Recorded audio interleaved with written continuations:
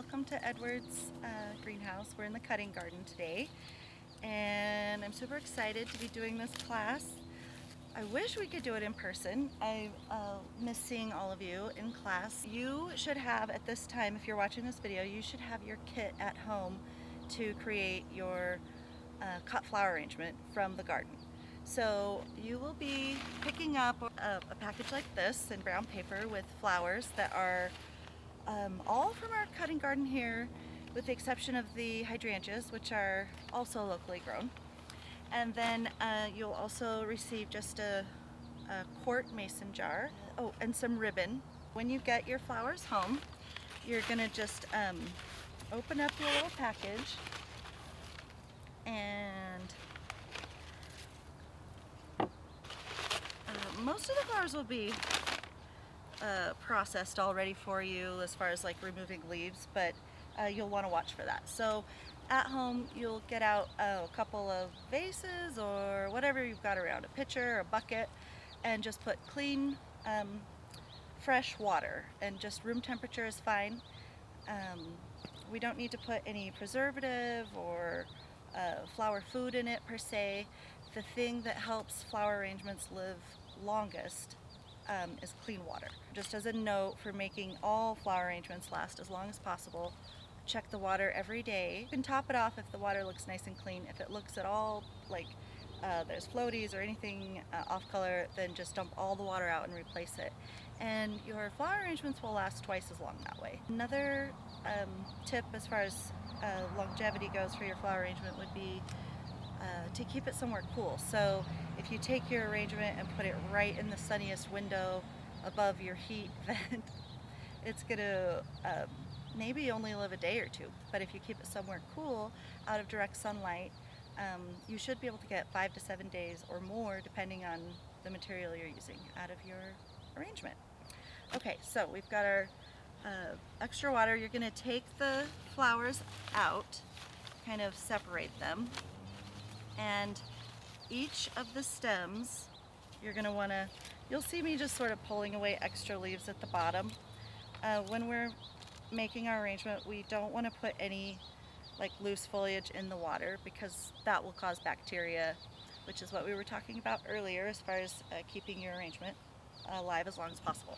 So you just give them each a fresh cut, and in the water they go, and we're just going to keep them in water while we're working on them.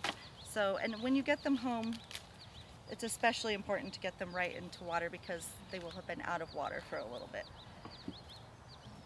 So I just take the stems like this, you'll see. Now most of yours when you get them will be clean, but I've got them this way so you can know what to expect if you cut flowers from your own garden. So I just gently hold it here and pull down and remove any foliage that would end up in the vase, because again, bacteria. So each of your kits are going to have the same number of flowers. The colors will vary, and the varieties will vary, but you'll have essentially the same ingredients as far as the size and portions, so that there's a recipe essentially. So you'll have everything there you need, and probably a little extra that you can spread around your house if you like. I always like to sort of clean my space and get ready.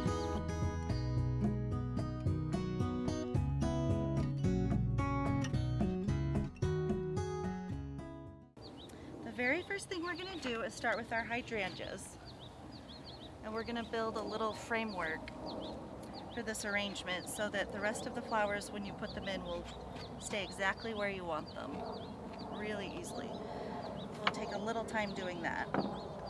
So with your clippers, so this might feel a little weird when I tell you to do this at first, but trust me. So you're going to want to get the hydrangea right down at the neck of the jar, right at the neck. So the stem isn't going to be too long. Right about there, maybe even a little less. Just like that. And then you're going to do that again. And so when you get your hydrangeas, you'll see the little leaves, the green leaves. They don't end up really doing anything for us, so I typically get rid of those.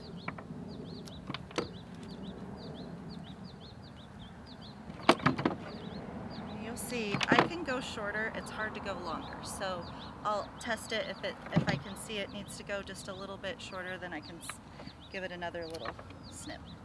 So there's weird pieces down here. I put this one in on purpose so you could see that not every hydrangea is perfect. So I just pull these little ditties off, and then that matches the rest.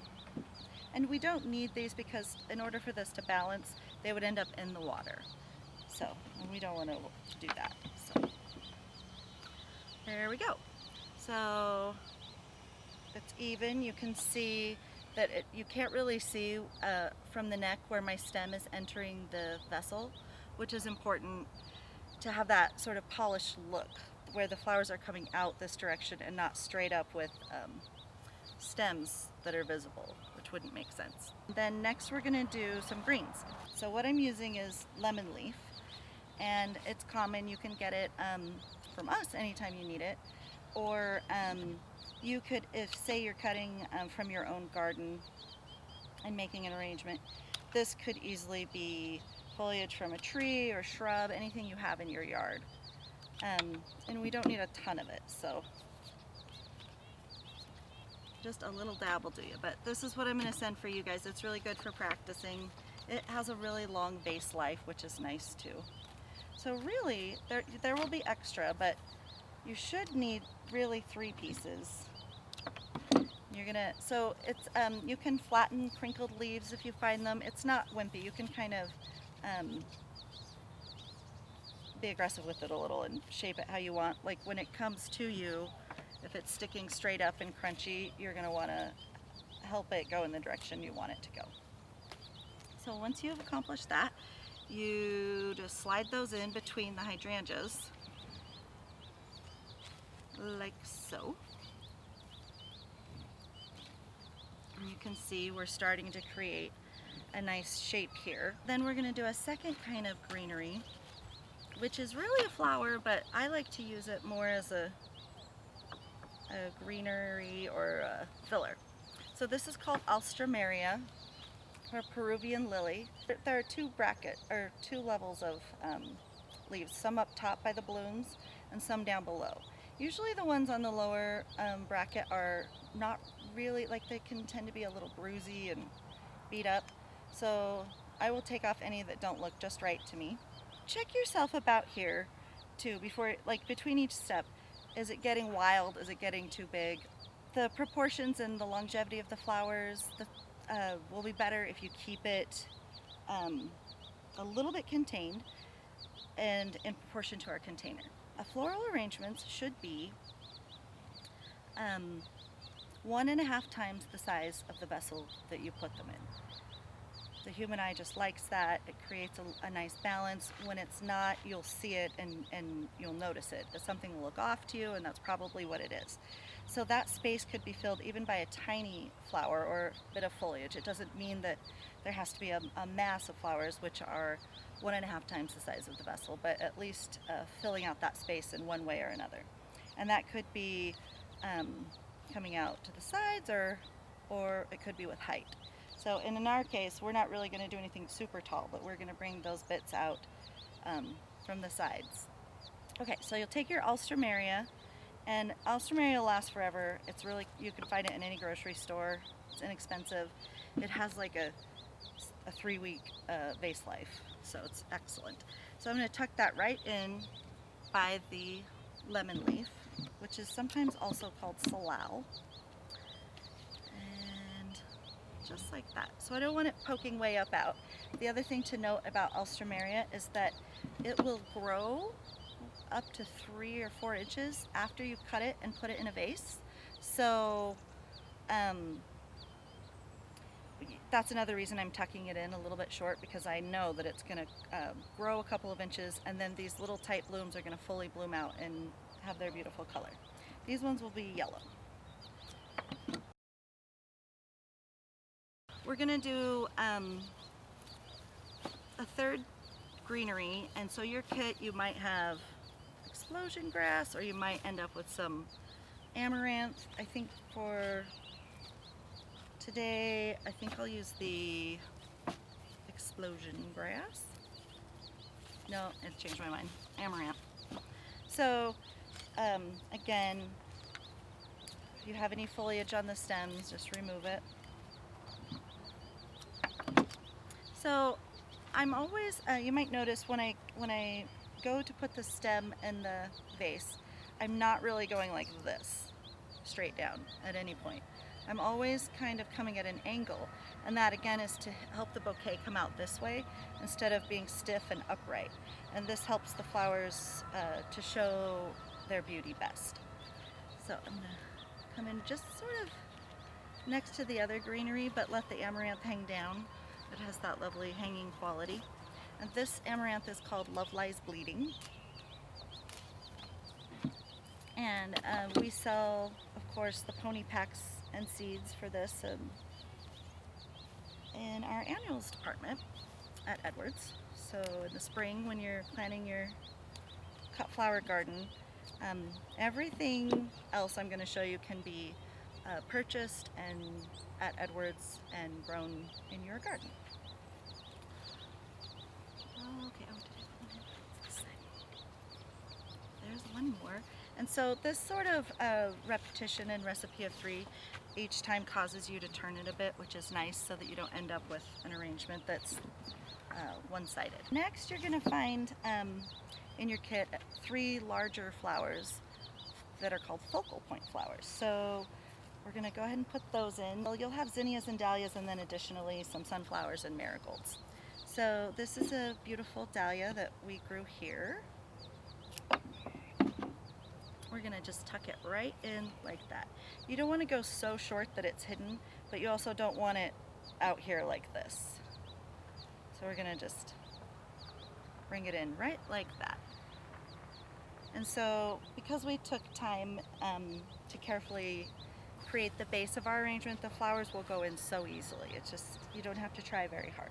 So 2 other tips for placing your flowers that I use all the time are one, you can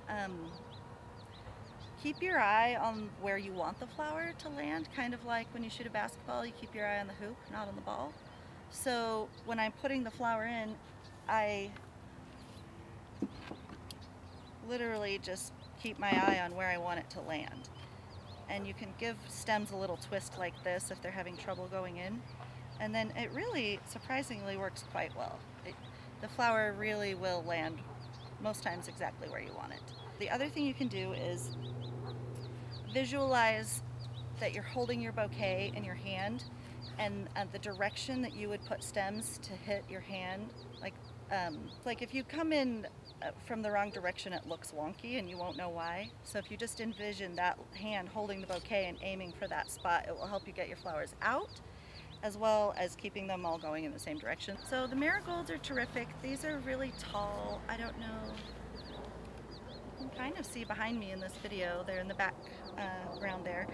They are excellent cut flowers. They have a really nice long vase life, longer than zinnias and dahlias. I think they're adorable, and they're super easy to grow. They like lots of hot, full sun. Okay, so we've got 3 focal flowers, and you can see I could have done 3 of the same. I want this to be a nice, like really colorful, bright mixed bouquet, so I did 3 different flowers, but you could easily do, like if you have roses, for instance, from the market, you could do 3 of the same roses there and then just keep repeating your pattern. And so you see in this pattern, I chose flowers that while they're different colors, they're close in size to each other. And you're going to find in your kit several different kinds of smaller flowers to put in your bouquet. There will likely be straw flower, which is an excellent fresh and dried flower. The little heads dry perfectly. They're almost prettier when they're dry than when they're fresh, so you can enjoy those. Incidentally too, you can save seeds from all of these flowers except dahlias and of course hydrangeas to put in your own garden. So there's straw flower, there are also these adorable little asters, lots of different varieties. I'm just going to continue to go around in approximately the same area as I did before.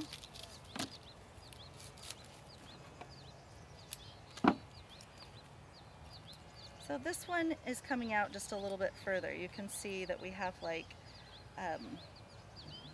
flowers in close and some out a bit further, and we're going to bring some out even a little bit further. So we start really carefully with our pattern of 3, but as soon as it starts to feel a little full, I like to break from that pattern a little so it's not too contrived, because it is from nature and we want it to look that way. So this is the time when you can kind of start to do that. Like I have this little marigold. The stem isn't very long, but you can see that I can, if I put it down close to the neck, it can reach down to the bottom of the vase, which is another thing that you're always striving to do, is to keep your stems as close to the bottom of the vase as possible. It's helpful to repeat color. We keep talking about patterns a lot, and that's just what the human eye likes to see. So even colors that seem a little contrary, sometimes if you just repeat them, then that will make sense to you and look nice. So I have this like one yellow piece in here, so I need to repeat that a little bit. I have some sunflowers. Everybody will get some sunflowers. We have several different kinds, and fancy ones and plain ones. I like to pick them when they're pretty fresh and new, before they get too ripe, because the petals don't last terribly long. So I'm going to pop a few of these in here to repeat that color. Turn that so you can see. It's just right down here low.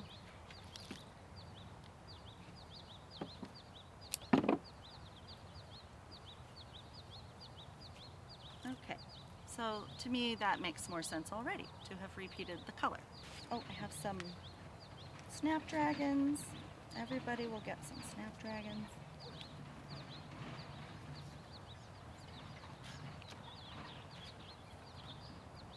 So I do try to, even though I just cut these to put them in water, I'll cut them again before they go in my vase. When flowers are out of water for any amount of time, they form a little seal over the end of the stem to preserve what water is in the stem, to keep it alive as long as possible. So that's why we cut it fresh, so that it will take up new water. Okay. So you can see, again, I'm just going around and around.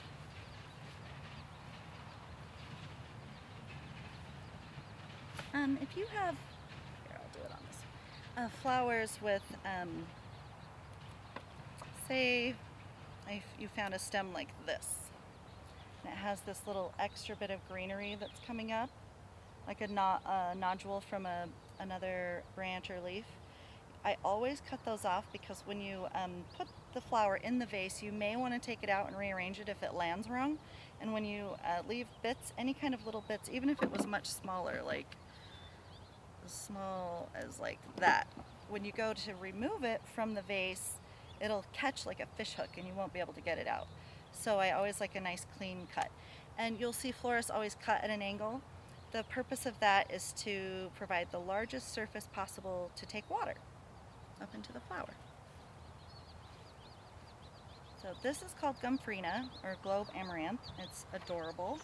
Kind of looks like little berries to me. And we have it in lots of different colors. It lasts really long. It dries beautifully, like straw flower.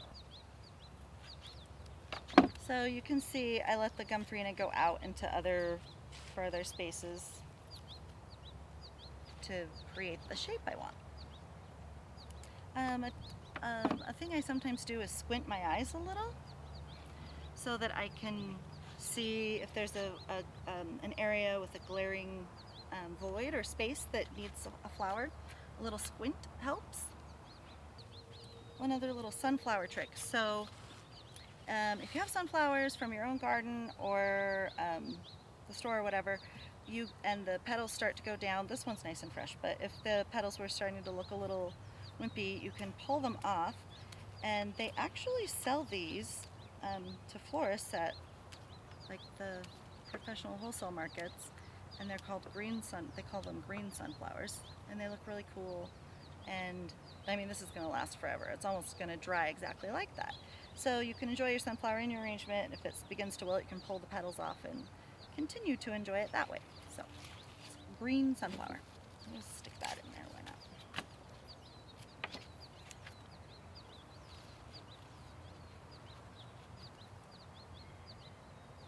Okay. So I feel satisfied that I can look at that from every angle and it looks nice. I'm satisfied that you can't see where any of my stems are entering the vase. I would typically dump all this water out and replace it after I'm done making the arrangement. Just immediately, just replace the water. So it'll be super fresh and clean. Other things you might receive in your bundle would be celosia. This is super fun and pretty. And you can use it in just the same way I did the snapdragons. It's right up like that. It's really beautiful and long-lasting in a vase. You'll probably also get a little bit of Queen Anne's lace or carrot. I think it's called dark currants, maybe. And those are fun to use to get sort of some of that little bit of wild space out there. I'll show you.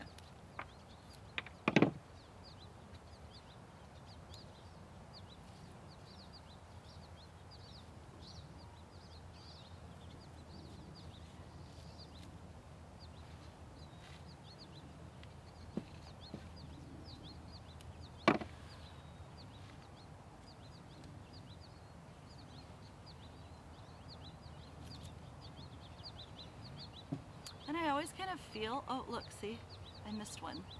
I always feel around the vase because it's easy to miss the vase altogether, like I did just there. Actually, that's in the wrong spot anyway. Okay, there we go. Ta-da! So you're also gonna get some ribbon in your kit, and it's totally optional if you want to use it or not. We'll be sure to send you one that matches the flowers that we send you. And I like, with the mason jar arrangement, something very simple, just around the neck with a simple bow. And I don't, if you want to put a fancy floral bow, you can, but my preference is just a simple bunny ear right around the neck.